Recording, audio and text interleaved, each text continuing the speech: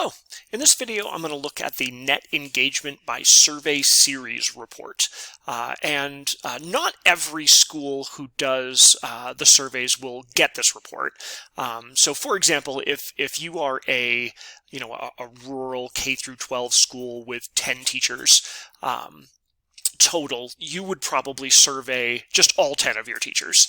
You wouldn't split those up. But if you are a larger district, if you have 100 teachers across elementary, high school, and middle school, you may opt to do 3 separate surveys, so you can look at those populations differently and get that set of reports for each of those populations separately. And so what this report does is it kind of gives you a side-by-side view of the results of those 3 different surveys. So to dig into it, this Net Engagement by Survey Series, this is some random school district. This is their teacher survey that they did in 23-24. The questions are all split up by their groups, and here's the individual questions. And then what you get is a list of, for this particular district, they did their random elementary school, their random high school, and random middle school. They did 3 separate surveys for those 3 populations. And so for this question right here, the building I mostly work in is clean. This was their net engagement score on each of those questions. And the net engagement score is just a way to summarize the individual questions down to a single number. You calculate that by taking the number of people who answered 5 on that particular question, subtract from that the number of people who answered 1 or 2, and divide that by the total number of responses. And what that will give you is a number somewhere between -1 and +1. And so you can see that for random elementary school, their teacher survey, they had a net engagement score of 0.045.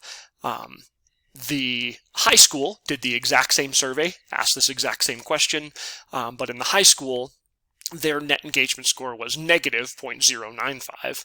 And in the middle school, which again did the exact same survey for the exact same questions, their net engagement score was 0.154.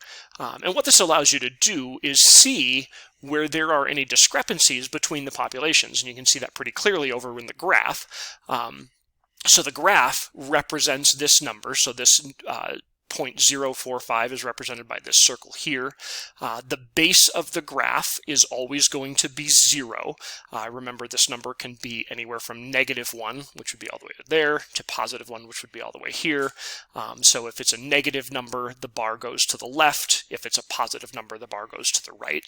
But what this report allows you to do is see if there are any discrepancies between the different surveys that you conducted. And so, for example, here the utilities in the building I work in are reliable.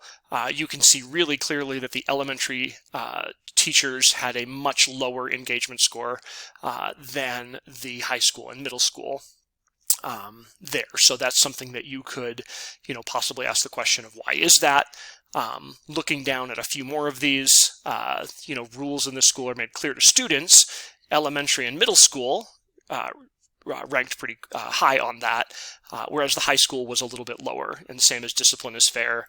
Elementary and middle school ranked pretty high, and the high school was a little bit lower. And you can kind of see that throughout the questions if there's a discrepancy. One thing I will point out is that a couple of these questions, student alcohol and drug use, I asked a couple of questions about life after high school, college, and things like that. If the survey that you did was aimed just at elementary teachers, that question doesn't get asked, so that's why there are only 2 bars on this one. But this allows you to kind of look through and see where those discrepancies are. This is a good example here. Administration, you can see pretty clearly right here that, this random elementary school, the administrator scored very high, the administrator scored very high, the administrator scored very high. So you can see and celebrate really with that administrator that their scores are significantly higher than the others. So that is kind of the purpose and what you can do with this report here. If you have any questions about that report or really any of the reports or services that we provide, please don't hesitate to reach out to me directly at milliganschooldata@gmail.com. Thank you.